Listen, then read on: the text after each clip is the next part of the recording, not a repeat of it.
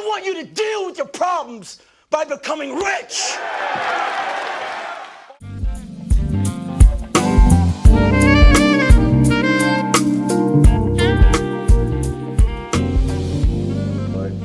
Yeah, one episode in, we got it done. We got it out there. We did. It was a cool milestone. It was cool. We got 50 views on YouTube. Yeah.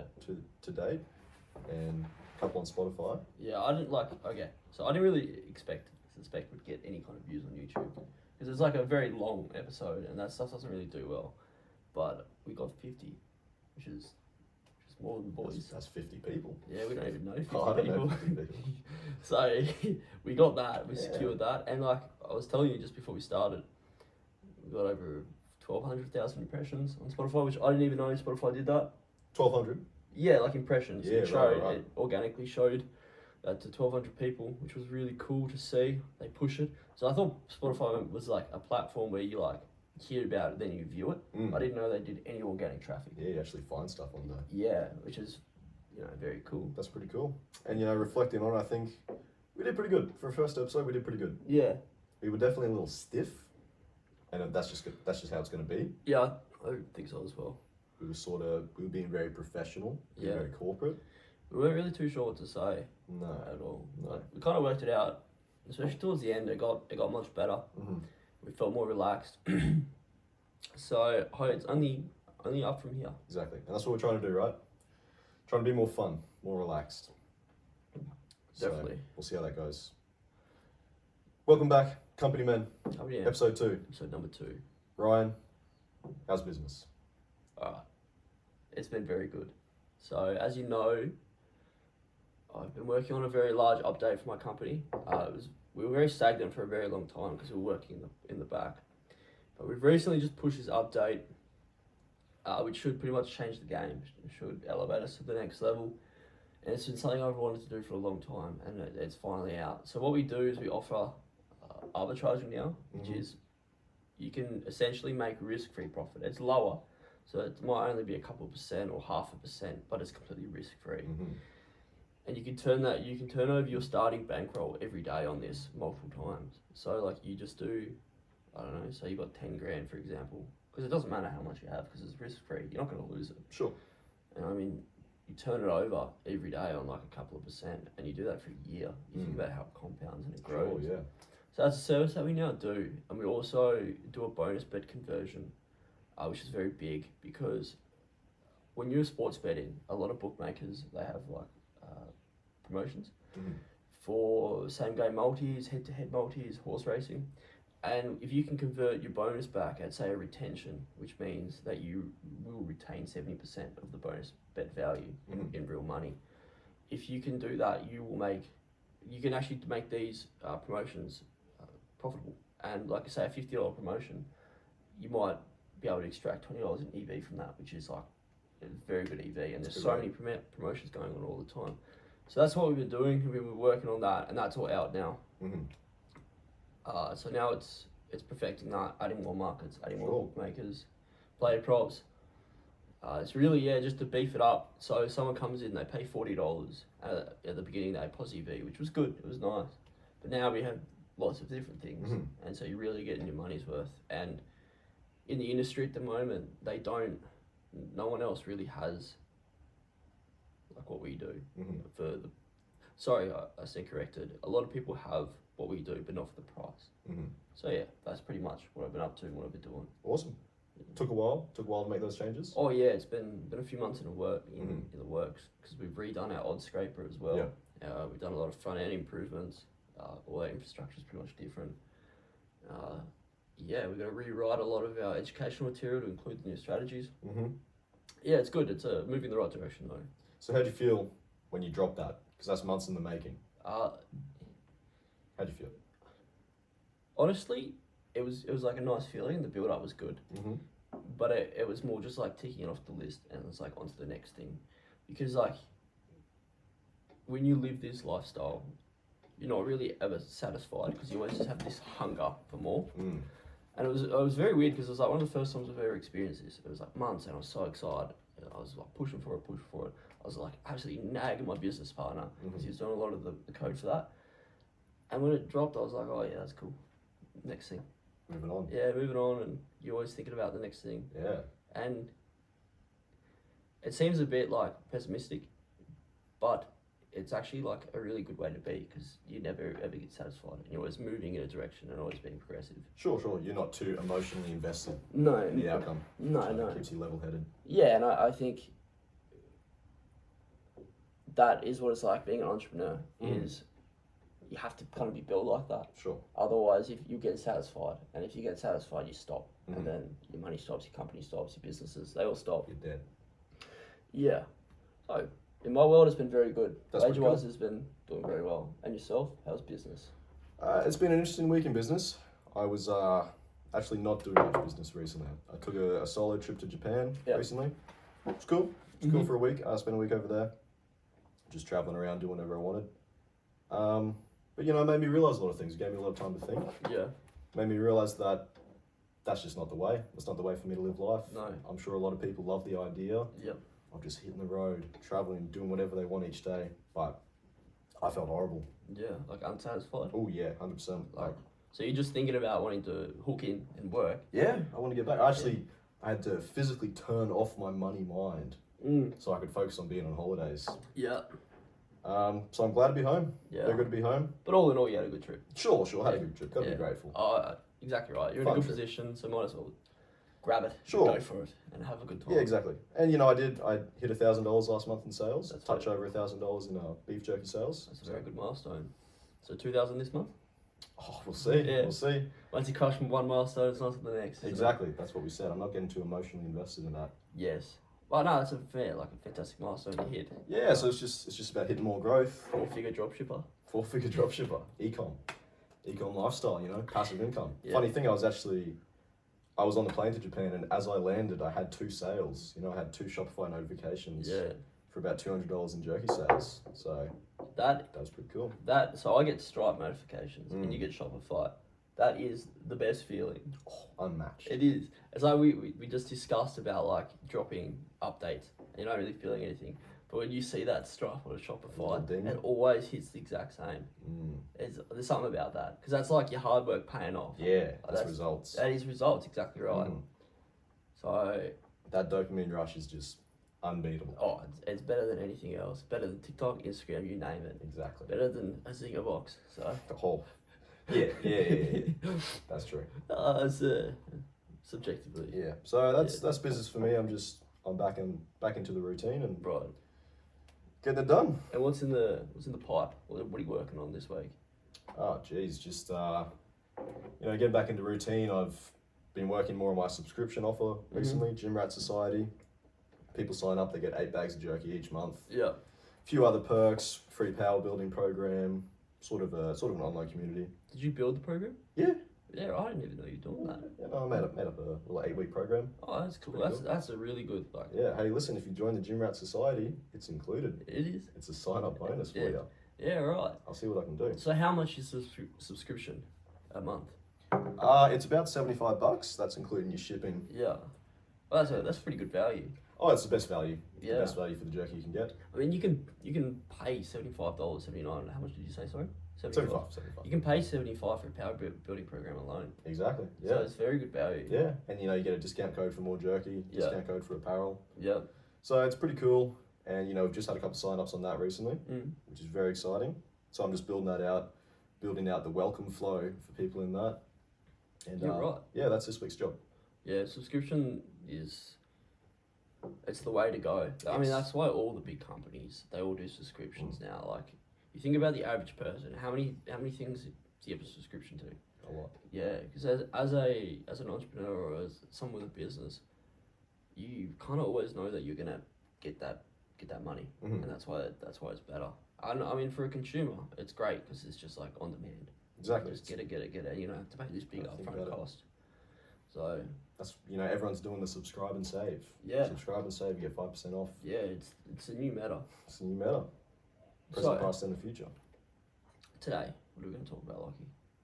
Today, Ryan, I'd like to talk a little about forbidden marketing strategies. Right. So that means things that everyone knows. You put out Facebook ads, word of mouth, flyers. Everyone knows about these things.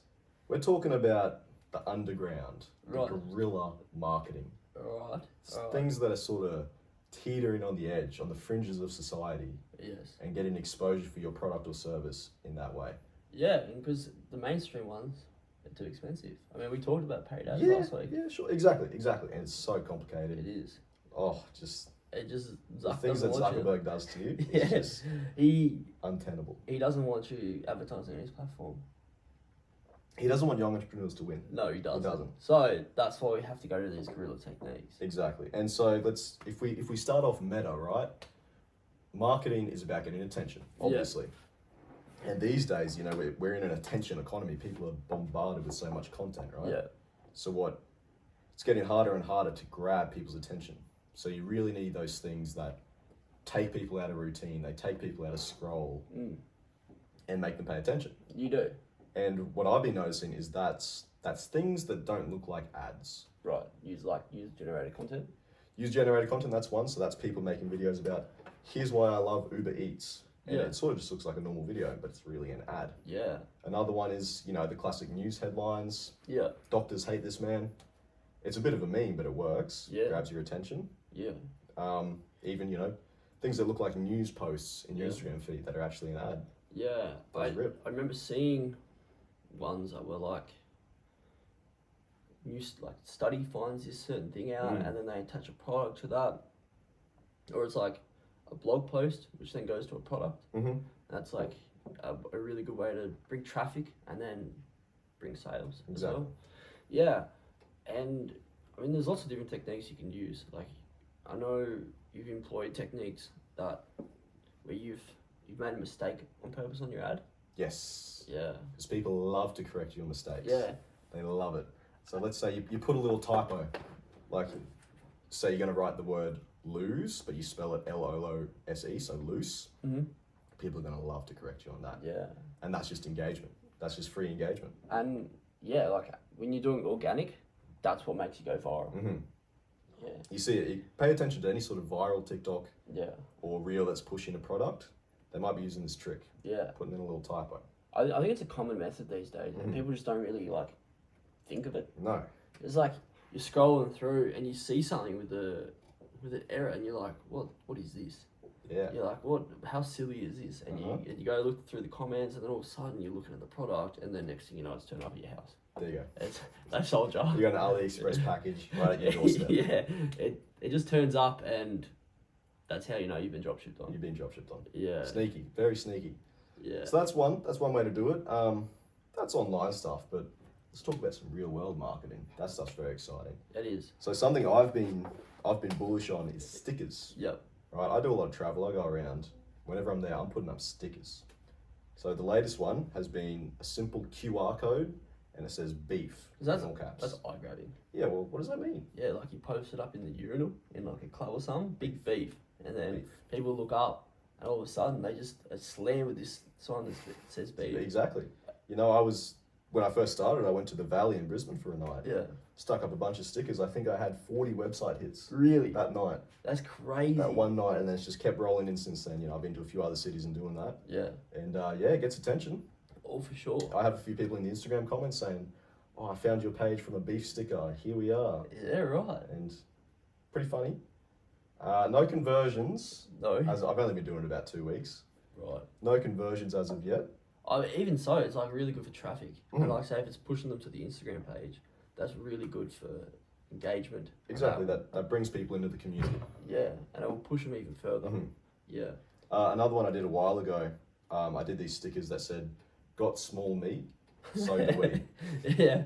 Gym Rat Jerky. Check it out. Yeah. That's another eye catcher. Oh, that's an eye catcher. Yeah, you see that and you click on it, and all of a sudden you've also just bought jerky. Exactly. You're not ignoring that one. Yeah.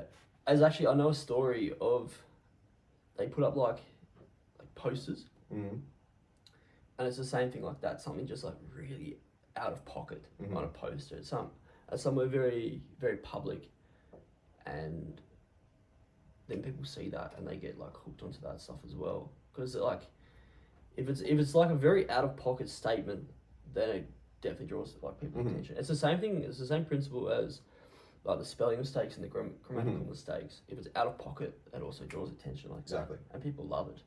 Something that's sort of shocking. Yeah. And that reminds me, you were telling me this story, I think it was for Fast and Furious, right? They would put up movie posters in a public place, and then they would take a photo of that place and say, did anyone see the fight that just happened here? Yeah, yes. And the Fast and Furious poster happens to be in frame. Yeah. So they post that in a Facebook group in some community. Yeah, like you know your community like pages, like when you live in a town, there's like those community pages where they post like certain things. If there's a lot of sirens, they might post it. Well, you can do it then, and people just love it. Yeah, yeah. They just hook into that. They do. That's very engaging content. Yeah. So if you sneak in your product in a post like that, it's very sneaky advertising, but it's going to get you eyeballs. Yeah. I don't know. I think it's like employing these like tactics is a new matter. It's a new battle. It is really the way to do it. Like, and it's free. It's free. It's Which a lot is- of fun. Yeah, it's free, which is very beneficial. Yeah. You know, something else that we've been doing, we go to the club a little bit, we go out in town, Yeah. and everyone loves to strike up a They conversation. do. Inevitably, it's going to turn to, what do? Yeah. You say, mate, let me tell you, Yeah. high protein beef jerky. Yeah.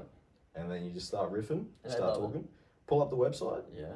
I remember you convinced a guy to buy 5 bags when we were Yeah, on the Sunny yeah. Coast. I was absolutely riffing on this guy for like hours, Yeah. and I was like, we can become boys, and I just like pumped him, and I was like, he had his phone out, and I was like, yeah, no, do it, it's the best stuff ever. I was just riffing on him, and it just hooked in. There we go, converted.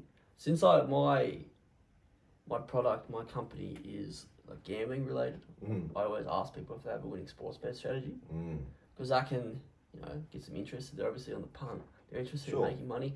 Anyone who punts is interested in making money, because like, why else do you punt? You don't punt for the love of it. No. Like, You don't do it for fun. No, you try and win money. So if you like, that's a good icebreaker, and then I can be like, actually, I do have a winning sports bet strategy, and then I give them WagerWise, and then they make money, tax-free profits. They unlock it. There you go. Yeah. So yeah, just like riffing on people at the club. It's a really good technique. I mean, I've been doing it for 6 months. People love it. They do. They're so interested in it, like, because it's just like very out of pocket. It's very unhinged. Like if you come to someone and you're like, "Oh, I sell beef jerky," that's so surprising to them. I know. People ask what you do. I sell beef jerky. I love saying that. Yeah. It's great. And sometimes I even have the play is I'll talk to someone and be like, "Oh man, I just love this beef jerky. Like, this is some awesome stuff." Yeah. Oh yeah, actually, no, check out the website. This is where I get it from. And they love that. They're like, "Oh yeah, that's pretty cool." Yeah. Right. As long as they don't see my face anywhere on the website, I'm just like a die-hard fan. Yeah. So I've played that card a few times. You know what you could do? This is a bit guerrilla, and it's a bit, I'm listening. grey area. Is you go to Woolworths and the beef jerky section, you might just throw up a little sticker of like free beef, something like that. Yeah. They're obviously interested in.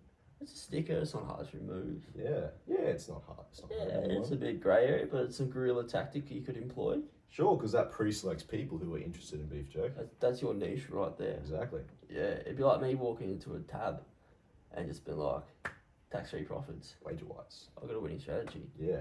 See, that's sort of related to something that's not pre-selected. Is I have a friend, shout out Jaden. He's in Brisbane on Tinder, right? Mm-hmm. And he's got Gym Rat Jerky. He's got his promo code in his Tinder bio. Affiliate setup. Affiliate setup in the Tinder. Yeah. And he's swiping. And Yeah. he's going. Problem there, I don't think that's the target demographic No. for Gym Rat Jerky. So very limited conversions Yeah. to that marketing channel. Yes. But he's hooking in. He is. And you got to respect the boys for the hustle. Oh, he's always hustling. They're always hustling. Just can't turn it off. And that's, if you live in a big city, like that's a great way of getting some exposure. It's a lot of eyeballs. You're just swiping and you're Yeah. going through. Mm-hmm. It'd be funny the day you get a conversion from it. Yeah. And you see the coupon code that they've used. Yeah. That's how you know that's free. Yeah, it's literally free. It's free advertising. But, if you had a more targeted product to that demographic, you could use dating apps, Yeah, you Put it could. in your bio, even spark up a conversation. Yeah, I mean, there's so many dating apps now, and like, the bio is such an important thing. And people, first thing you do on a dating app is what? You look at the pictures. And if you're interested, most of the time you scroll to the bio. And if you have something that's interested, it's a catchy little line. Free advertising again. Free advertising. Just drop ship. you got to be creative. You got to find Yeah. exposure wherever you can get it. Another one is like meme marketing. I'm a big fan of that. I love to do a bit of meme marketing. So you chop up like a meme related to your niche, Yeah. or just make memes about your content and push it out there. And short form content is great right now. TikTok's Reels. Yeah. They push it. You get tens of thousands, hundreds of thousands of views. Yeah. So I'm a big fan of that for my Gym Rat Jerky Instagram. I mean, even so, it looks like user-generated content as well. It fits in really well. Exactly. It kind of hits it on the nail for everything. Mm-hmm. And it's free again. Like, Yeah. we love free advertising. Because, like, Sure. like we talked about last week, ads cost a lot. So if you can, like, find other ways. Mm-hmm. And the key really, like you touched on, people do not want to look at an ad. They don't. They don't want to think it's an ad. Everyone's so conditioned that ads are bad. Ads, like, screw up.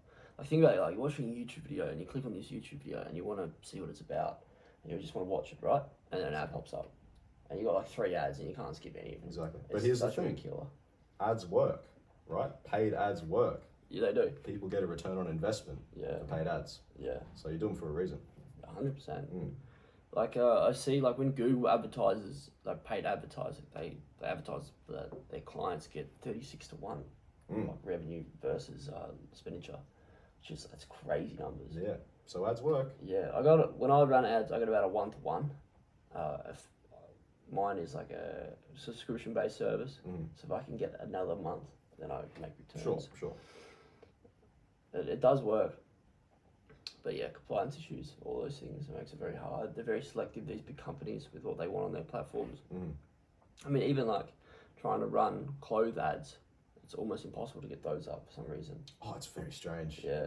We've tried some dropshipping products. Yeah. And for no reason at all, it's non-compliant. Yeah, it's right. very, very bizarre. Yeah. So that's a whole other game, right? Is advertising non-compliant products. Yeah. I heard a story of a cannabis company who was trying to advertise their, cannabis goods, right?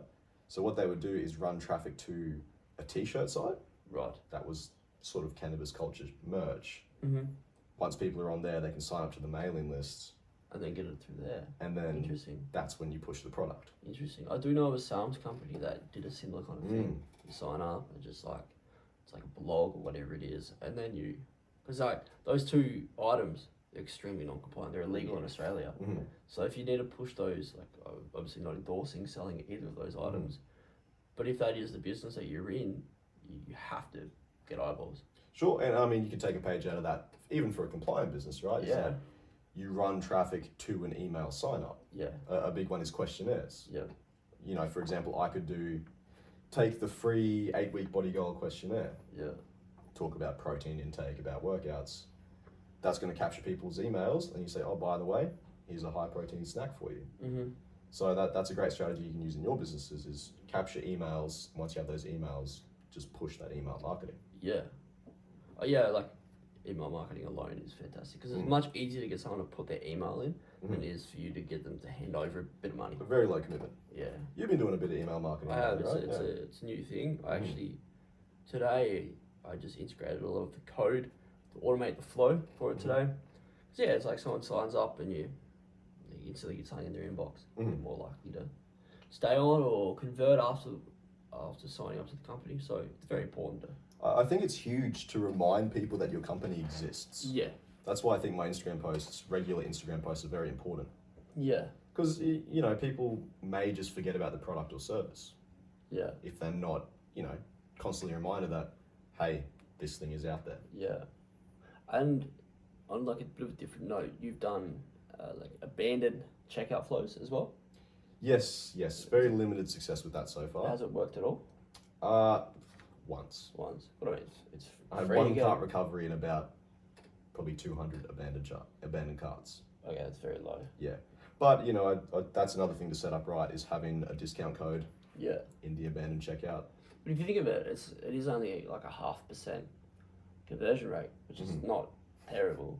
Like it's not great. Paid ads convert at 2%. So. Yeah. So yeah, if you think of that, like it's not that bad. Sure. But no, my abandoned checkout flow could definitely be much more optimized. Definitely. What would you do to optimize it?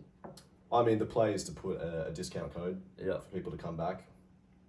I've always not liked that because it's it's rewarding people for not being chill. You know, like they didn't want to buy your thing, and now you're gonna give them a discount. Yeah. So not sure if I'm gonna implement that. I mean, it's a big thing. It's very important. It like sweetens the deal. Sure. And once they have the product, they're either gonna like it or not like it. Sure. And then if they like it, retention it's very plausible. Reorder. Yeah. So it's probably a very good play to go and do that. We'll see how we go. Yeah. It's important. It's free. Like I love free advertising. I've said it like 14 times now. Because it's free. Margins are the best. 100%. Margins are everything. Like you can't make money without a good margin. Like I know, like with physical products, margins are really slim. So it's like that's when it's even more important. Sure. To have these like, awesome marketing techniques where you don't have to shop out your margin already. Something like mine, where it's all software, everyone still loves high margins. It's still an important thing to have. Or you could, and it's it gets you more focus on the brand. And you build more of a brand identity, because if someone sees your sticker, they don't just think like, oh, this is a sticker. Like it's very much an experience of finding it. It is. It's a story. It's an emotional thing. Yeah, they're like eating this bag of jerky, and they're like, oh, where'd you find that from? Like, I've never seen that. It's like, well, actually, I found it in a urinal on a sticker. Yeah, like it's a story. Oh yeah, and it's all about creating that experience. Yeah, and as like the owner of the business, you can decide what experiences people have finding your brand, and that builds your brand identity, which is it's also very important. And there's a lot of different perks with these kind of marketing techniques as well. It's good fun.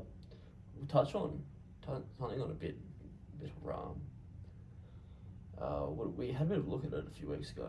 Pornhub ads. That's something that exists. It's not endorsed. I disavow the concept. Yeah, it's like poison for the brain. Yeah, it's not good. No, it's not. It's just not good. A lot of research that suggests that it's not so good. I mean, that's for another episode. 100%. But anyways, you can run ads on Pornhub, right? Let's pull up some numbers on stats. So they claim to have an audience of 120 million a day. 120 million. 3.2 billion impressions daily. Yes. There's a lot of people on the platform. Yeah. And another perk is that they say people turn off their ad blockers. Yes, because they use this content. like hidden incognito browsers, because like they want to protect their history, which means they have no ad blocker. The website, and I remember it's like it's completely and utterly dirt cheap. Like compared to Facebook, YouTube, very cheap. Like it's like tens of thousands, like 10,000 impressions for like. Now I would be curious to see how that converts, because the intent of people on a website like Pornhub to buy products, I don't think it's very high. I think they have other things in mind. You could say that. You could. They're probably looking to do something else rather than buy products. Exactly. But no one goes on TikTok to buy products. No, that is true. But they view an ad and then they're taken out of the loop. Next thing they know, they buy it. So. And maybe you might get the same sort of return because you're getting more impressions. So say if you spend $100 on Facebook, you might only get X amount of impressions. And if you spend $100 on Pornhub, you might get like quadruple the impressions. Playing a volume game. Yeah, but it could be the same kind of ad spend. Yeah. Who knows, maybe a couple episodes into the Company Men, we might report back with experiments on this strategy. Yeah, it might be worth it. Yeah. Talk about brand identity. People find it. Yeah, where'd you find this beef jerky? Funny story. Yeah. Like it could be a play. I don't know if I want my personal brand to be associated. That's where it gets a bit like hairy. I agree. As something like if you're very much focusing on that niche. Yeah, sure. If you're in like a bit of a reckless sort of risky sort of niche. Yeah, a bit more. You're selling a bit more of an edgy product. That's where it could be a play. But if your brand image, if you're concerned that your brand image is not professional, then probably not the way to go. Yeah, you probably don't want to do that at all. But we're just spilling interest. We're spilling ideas. Yeah, 100%. Just cooking. Yeah, that's what we do. We're just cooking. So Exactly. like you gotta let the boys cook. It's always an option. There's more options. It's like what we've just said over the last half an hour. People just think advertising, ads, this, but there's more out there, and you've got to like look at all these other avenues. Any way that you can get exposure, that you get eyeballs. It's the most important thing. Yeah. Completely and utterly. So I think that's pretty well. We covered a few forbidden strategies. Yeah, 100%. Things we've tried, things we want to try. Yeah, there's a lot out there, and the further you look, the more you'll find. Yeah. So I think we've done well. Ryan? Right. Thank you very much, Lockie. Thank you very much. It's always a pleasure. Thank you everyone for listening. Hope you enjoyed this episode. Stay tuned for more episodes. For sure. Follow us along in our business journey. Yeah. We'll get you going on your business journey too. Thank you for watching. Stay tuned for episode 3.